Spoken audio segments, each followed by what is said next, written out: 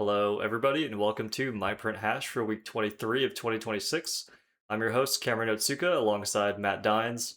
On today's episode, we're going to explain what markets are signaling as potentially tough times ahead for the Eurozone. I think, Matt, you've got several slides here on different markets that we'll deep dive into to kind of explain where that prediction, those signals are coming from.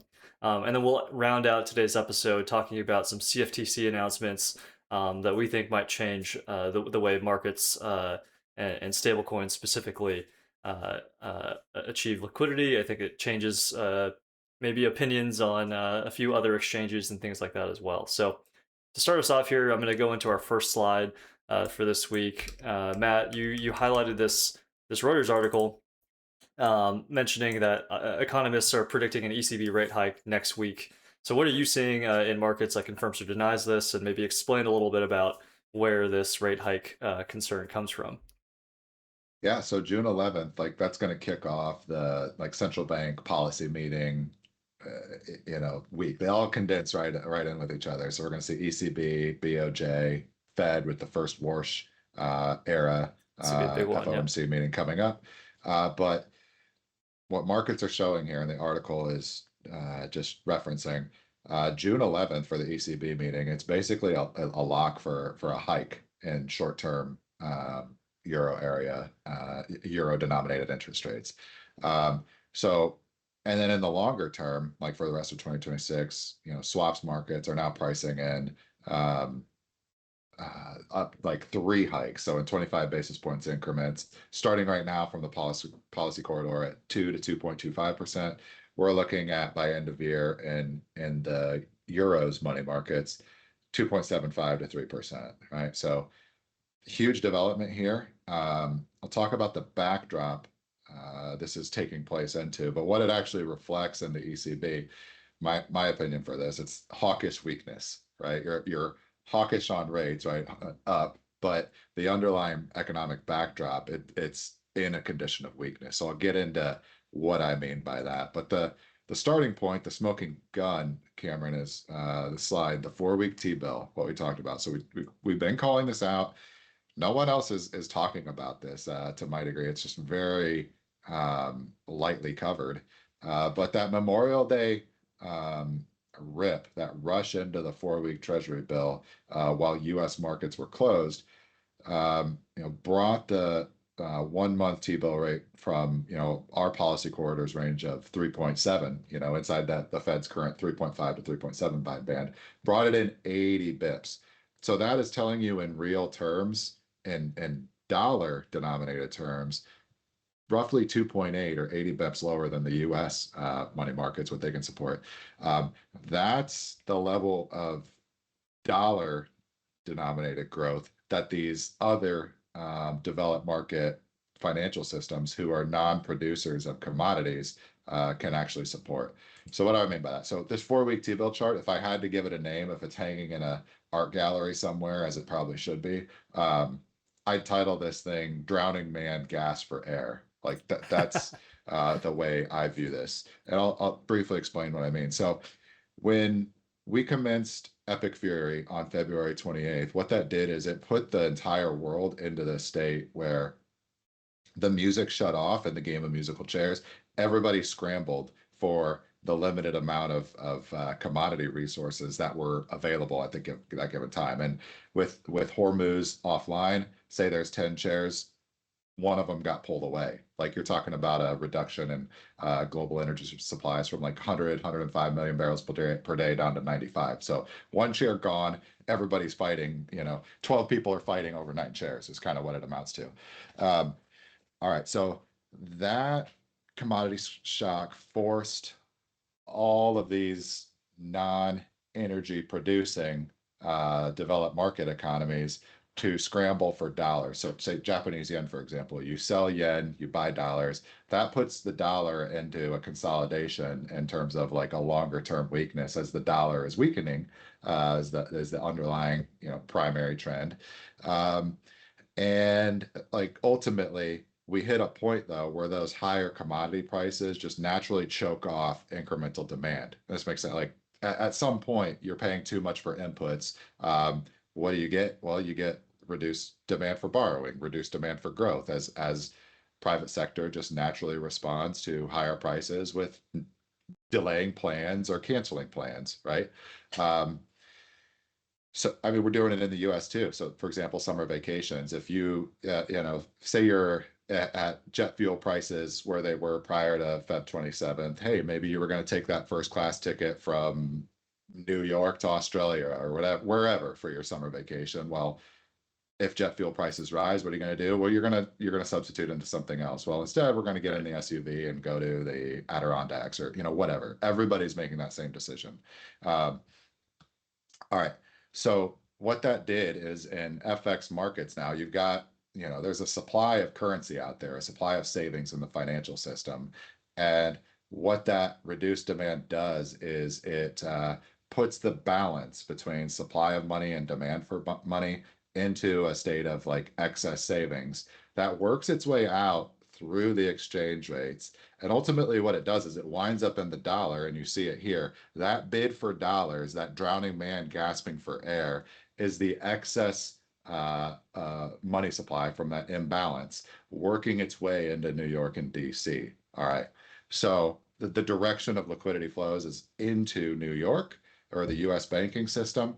And then we won't talk about this much, but that torque is like it shows up in risk assets where, all right, equity markets up since April 7th. And the the one thing that's the apple of everybody's eye right now, the AI build out, that's when you just get this massive torque into those assets that Yeah. Mr. Market is scrambling. He's like, I want this at any price, is almost like where his head is at. All right.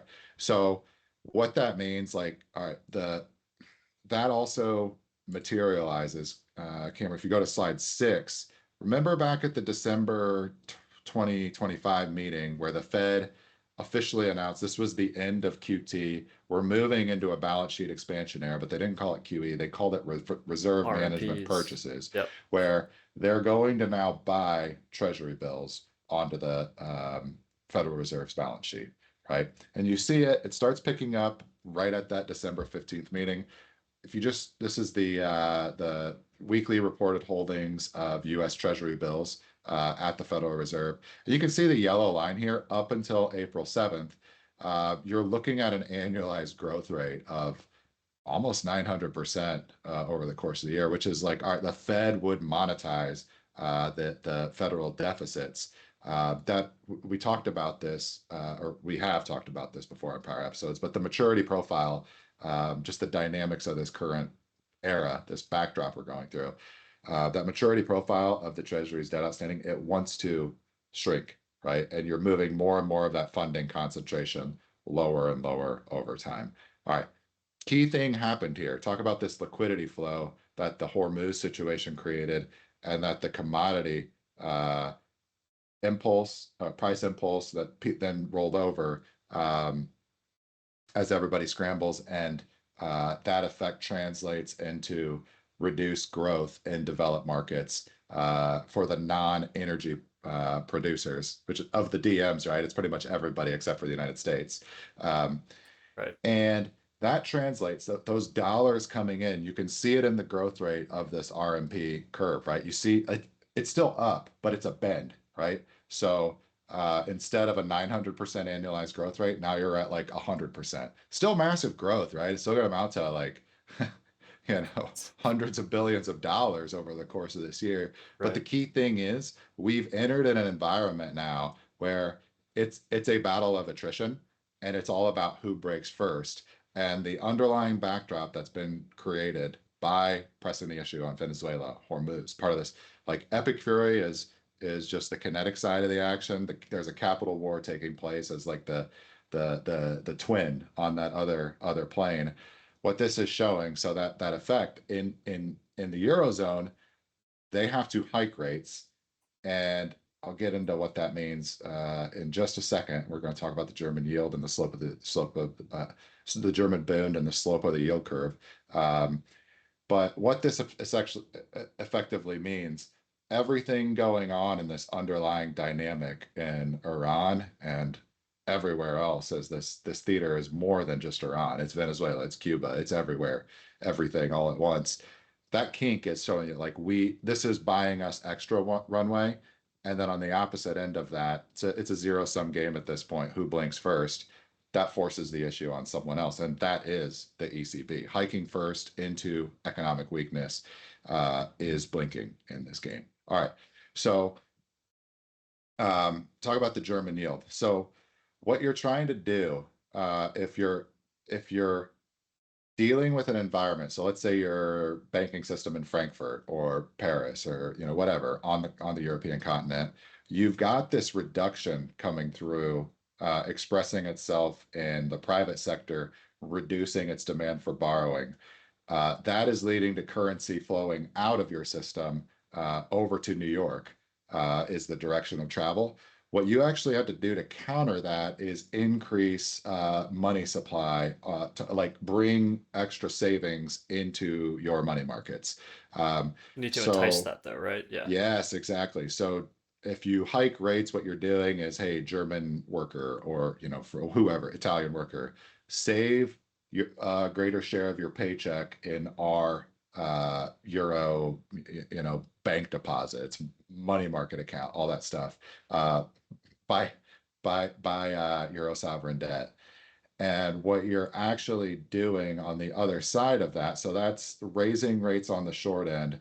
And then what you want to do is flatten the yield curve, because if you let the yield curve positively slope, what you're actually doing is incentivizing credit expansion inside of your, sovereign's financial You need to system. tamp that And down it somehow.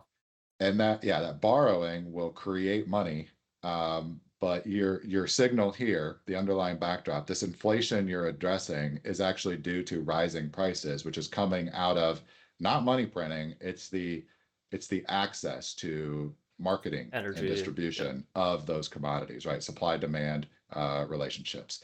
All right. So what you do here is you want to put a lid on the long term, like 10-year, 30-year boons, uh, and then allow that short end. Market has said, yeah, you're going to have to hike. So that's going to come up. Let's say right now we're saying going from 2 to 2.5 up to 2.75 to 3.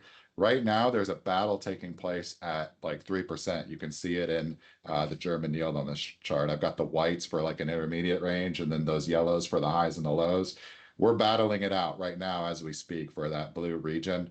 Um, if you're Christine Lagarde, you really want to defend the Bund here at this 3% level. What you do not want to see is the return to the sovereign debt long end hiccup, where long end yields want to rise. Because ultimately, then to get that inversion you want in your yield curve, pull more money, more savings into your financial system, it gets more and more costly to do so. You'll have to hike Keep further. hiking more. Uh, Yeah. so the difference here between 2022 and 2026, the hallmarks are very similar actually, and I'm surprised more people haven't picked up on thinking of it this way. But think about Putin's invasion into Ukraine in 2022. What did that do? Oh, it created the same thing, a commodity squeeze. Oil goes to 120. Gold makes its second attempt at the $2,000 level. Very similar this time around on the geopolitical event, the false breakout. Gold runs at the $5,000 level, fails. The difference here is in 2022, the Fed was coming off of ZERP, and it was forced into that position because we had a Democratic Congress and White House that passed fiscal stimulus like the American Rescue Plan and the Infrastructure Investment and Jobs Act that forced the Fed to maintain rates at zero to fund this thing.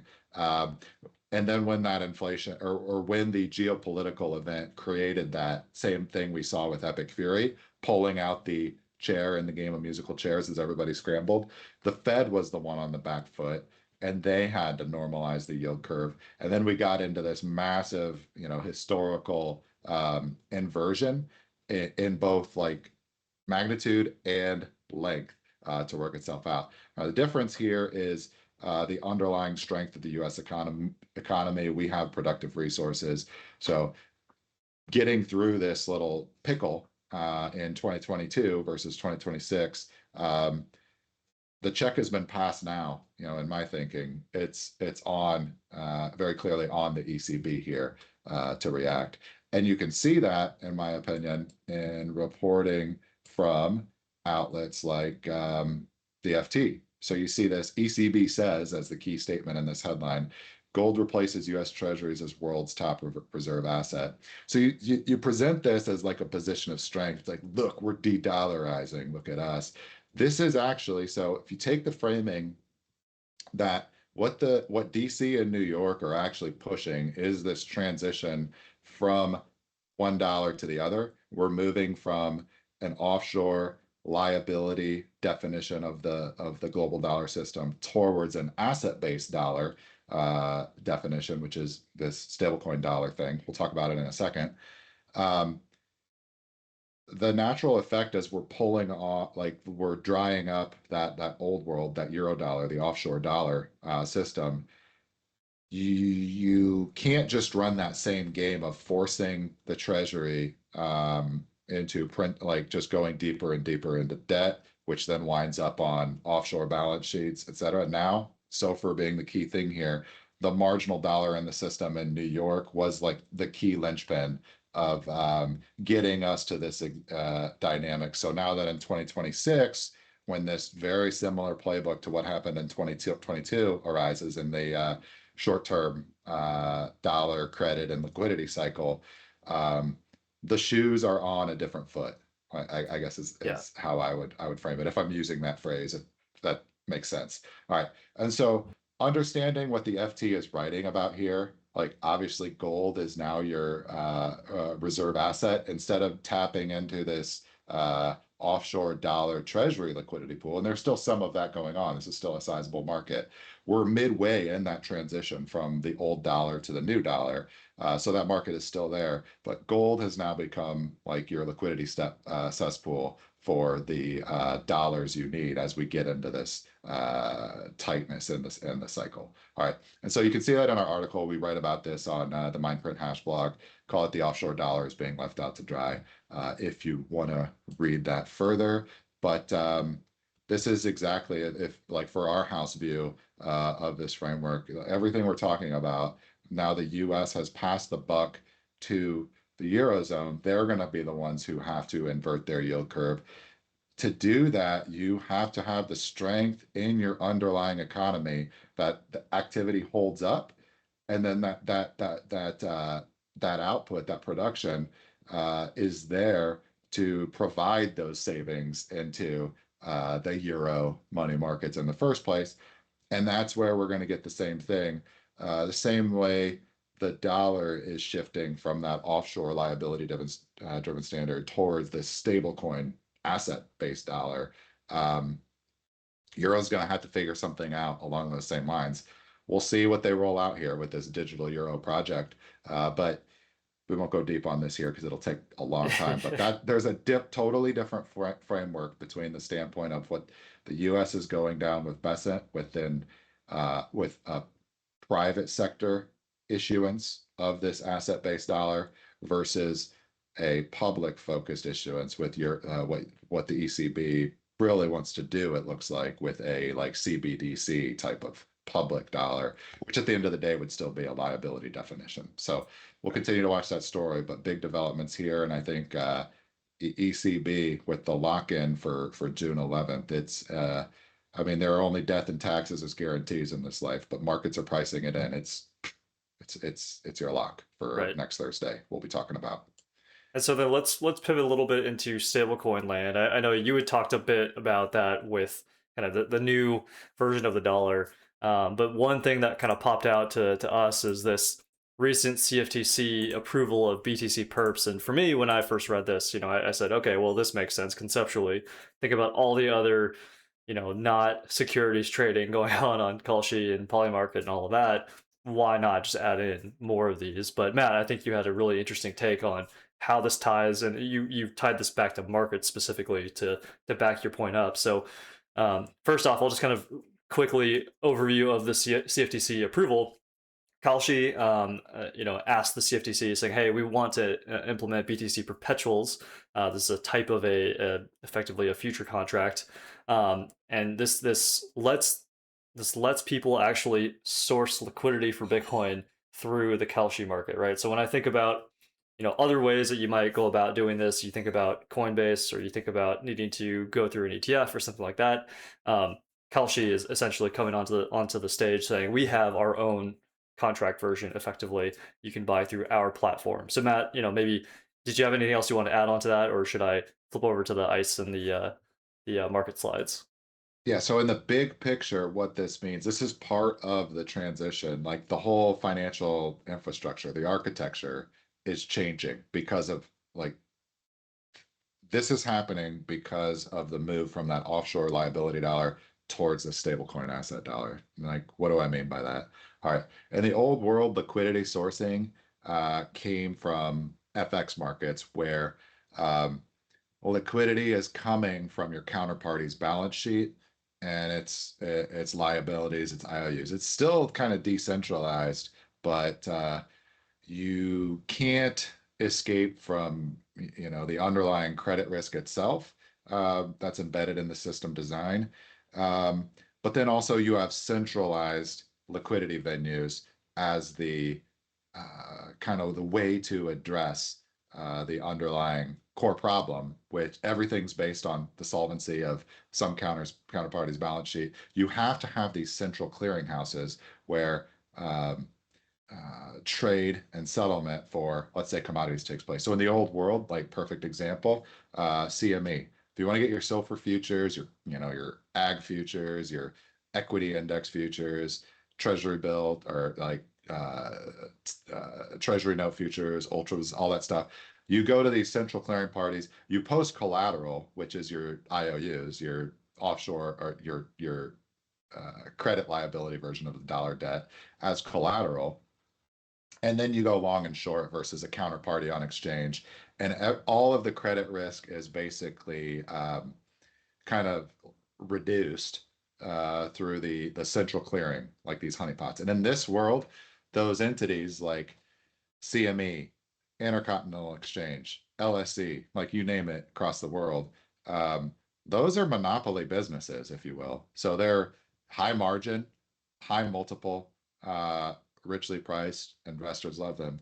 What this new world is saying with CFTC approving the Bitcoin perpetuals on Kalshi, what it's actually doing. So remember, CFTC is the one who green lights or gives the approval for, say, CME to launch Bitcoin futures or, you know, SOFR futures, whatever. Right. What this is saying is these platforms springing up on this stablecoin dollar world, when the asset is a stablecoin, the the fragmentation towards that central clearing and like trade settlement of all the commodity transactions, that starts to go away as you get fragmented.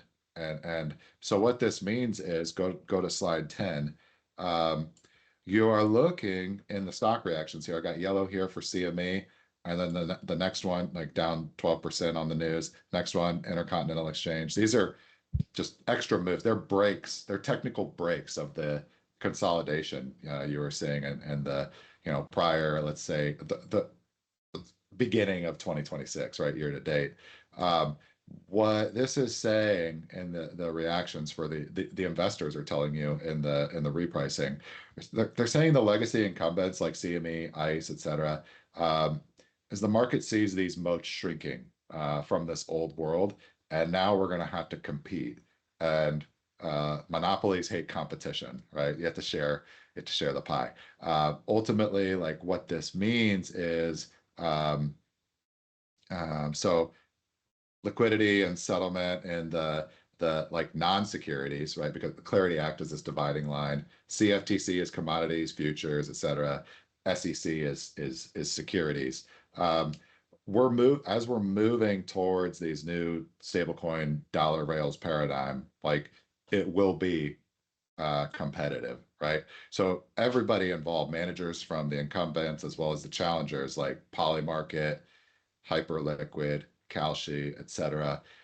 They're gonna react, but like this is your market signal up like pointing to these big things happening that we're talking about in the Mindfront hash framework. So just something on Polymarket here. I didn't realize fully how the structure works until I delved deep on this tweet with someone made a bet, I noticed, like betting on the Cleveland Browns not to win the Super Bowl. As we said in life, there's death, taxes as certainties, the only certainties in life. But the Cleveland Browns not winning a Super Bowl may be up there as like almost, near certainties that there are. But they do these postings like to generate, social media buzz, get It's clicks, marketing. whatever, Yeah. whenever they see a big bet on their platform. And this one I noticed. So someone put $200,000 on the Browns not to win the Super Bowl. The payout is $1,700 roughly. Just do the math. Like this thing, Super Bowl date is February next year. We're talking, I don't know, like 210 days, 8 or 9 months away, whatever. If that is a certain outcome, your benefit here, and if you're right, is about 88 bips on the trade. So I'm like, well, can you really grow that much if your audience here is just dumb money making terrible, terrible bets? Because if you think about it, 88 bips, you can buy the Treasury bill maturing the Monday after Super Bowl is played. And when you settle, you're going to earn basically like 3.5%, 3.6% for 9 months. You're going to wind up with like 240 basis points. So this guy, by making this bet, destroyed, I don't know, 140 basis points and nominal return. And they have that tail That risk of risk, yeah. if if hell freezes over and the Browns win the Super Bowl, crazier things have happened in sports, right? He takes a minus 100. So I dove into that. I was like, well, this is dumb. But someone pointed out to me, they go, no, no, no, no, no, that's not the way this works. So Polymarket is all stablecoin funded. So when you fund your Polymarket account outside of the US, where the predominant market exists, you fund it with USDC stablecoin. And then when you enter a bet, what you're actually doing, you've got two counterparties. Polymarket is like, think of them as an escrow agent. Both counterparties post their USDC collateral when they buy their position. One takes the long, one takes the short. So you think about it, each side of the trade is fully funded, 100 cents on the dollar. Right. And so those stablecoin are parked in escrow at Polymarket, right? They have some custody arrangement, whatever. Is it Coinbase? Who knows? All right. So those sit on top of Polymarket's position, the customer stable coins, they're probably custody. You can look this up easily, but it's probably Coinbase would be my guess. All right.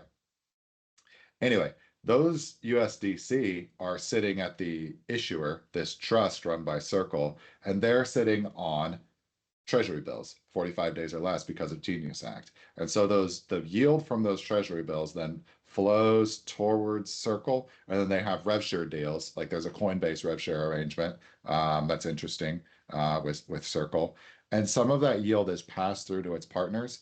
And what Polymarket is actually doing is they have these holding rewards where for some contracts, like the important events where they want to win market share in this world of, I call it prediction markets, but you could also call it gambling.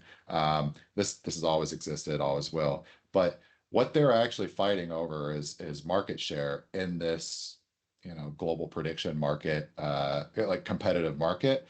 And what they're doing is they'll pass through some of the earnings on that T-bill when you enter a stablecoin bet. So you can kind of see this if you think about it as like, oh, this is kind of the architecture of the new system. You can see on this eligible events list in terms of pricing commodities where they're bringing in hedging activity in a landscape like there's massive demand for Bitcoin hedging and all these other cryptocurrencies. They're sucking that demand into their rails or their platforms, and then also they're like prediction markets for elections and world leaders: Erdogan, Zelensky, Netanyahu, Xi Jinping, Putin, etc. So they're sucking in demand into these platforms, and ultimately, this is another source of stablecoin demand. So we talked about June 1 being a huge integration in Japan, where FSA green lighted Japan's domestic financial industry to start using dollar stablecoins from foreign issued trusts like Circle, regulated foreign issued trusts. That's where Genius Act comes in, all of that. But Right. you're seeing like, so not just settlement of cross-border trade, but markets themselves, the commodity hedging or the buys and sell, like commodity hedging, like futures activity, that actually is your pipeline of the cargo moving on ships from Yeah. destination to endpoint in real time. So very slowly, gradually, then suddenly you see this playing out, like in the stablecoin adoption, that transition from the offshore liability dollar towards the stablecoin asset dollar. So interesting thing going on in that Kalshi CFTC approval. Just kind of see already this world we're heading into. Still very early, but in our opinion, this will be a durable trend as we're going through that big dollar transition process. All right, Yeah, that was a and connection I last, totally missed until you pointed that out. It's like, oh, I I, see where we're going with that.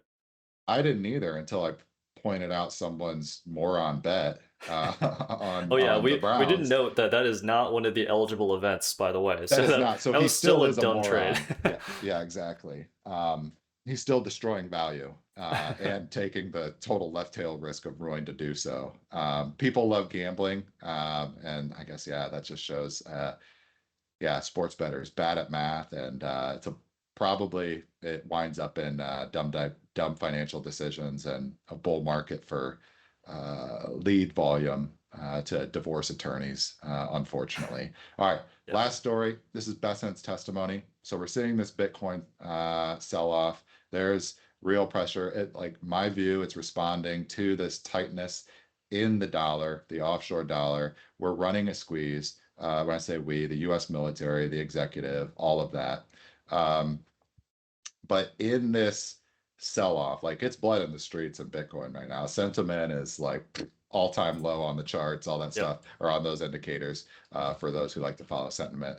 But in the congressional testimony, you heard a key detail where Scott Bessent said, we're moving on the Bitcoin reserve at deliberate speed. So this is a order of operations. We're looking at like the key window, like in terms of like the key years of this transition of the dollar. What we're doing is, my opinion, we're rolling up the control of like these key hubs in the stablecoin dollar liquidity venue, financial architecture, all of that. Not the best words to describe it, but you kind of get what I'm saying. The The broader IRGCs, framework Novatex, of all of yeah. these offshore crypto exchange rails. What we are dead set on doing as we move from the old offshore dollar towards the stablecoin dollar as a stepping stone to what's coming, years down the road after this. The U.S. is not going to make the same mistakes that it ultimately fell for at the Bretton Woods Conference of 1945, where we gave up kind of U.S. scope of control of the entire dollar framework. We let it fall outside of our own hands in New York and D.C. and let it reside offshore somewhere else, centered in London, operating in, on the continent in places like Paris, Frankfurt, and then these secrecy jurisdictions throughout the world like Caymans, Panama, etc. What's going on, these military roll-ups of all the, kind of kinetic front, the key choke points of, where the where the cargo moves in terms of the actual ships on water, global trade. What we're doing right now is we're rolling up the kind of the ultimate authority of who has sovereign purview over these new dollar rails for this new era that's coming. So key order of operations. This doesn't stop, in my opinion, until the objectives are achieved. So this liquidity taking, gold, Bitcoin, etc. I'd say more likely than not expected to continue. But you can see in Bessent's statement right here in his congressional testimony this week that the setup here, he's despite the carnage in Bitcoin, the signal, he and kind of the staffers at the Treasury building, and their partners in Congress who are aligned with the Bessent Treasury and game plan on where this is going. Literally, they're working on like the infrastructure, getting it right. But yeah, doing so at a deliberate speed. So Deliberate speed. big things going on this week. Yeah, I mean, I think that's we've gone through some quick hits here, but across the board, I think we're a lot of the framework and kind of the general direction that Matt's been pointing out for the past several weeks, if not year plus at this point. I think we're really starting to see things culminate into major breaking points or major pivot points. So again, I think Matt, thank you as always. But yeah, the last couple of headlines I think are really the outcomes of previous week's episodes that we've put out. Cool. All Cool. right, let's ship it. Get everybody out of here. Yep. Well, thanks again, everybody, for watching, and see you all next week. As always, please like, subscribe. We're at Mindprint Hash on Substack, on X, on YouTube. If I haven't plugged it enough already, please read Matt's article. It's really good. He'll be probably putting out a couple more of those over time. No set cadence, but definitely as Matt has time, separate from all of his other duties, when he's able to, we'll be putting those out. So it seems like we got a pretty good reception on that. And as always, see you all next week.